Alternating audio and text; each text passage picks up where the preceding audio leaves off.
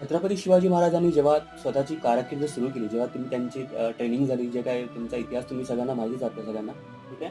त्यावेळी विंग्स हा विचार त्यांनी केला नाही, की आपण जिंकावं यासाठी त्यांनी जे काही त्यांची कारकीर्द किंवा त्यांच्या लढाया सुरू नाही केल्या.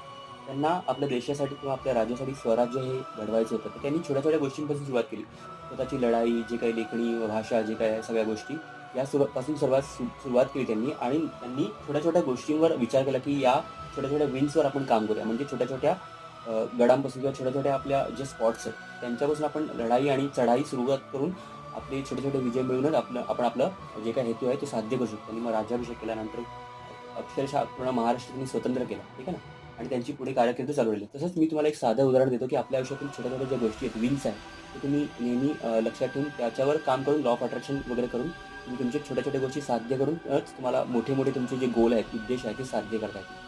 विंग्स लक्षात ठेवा.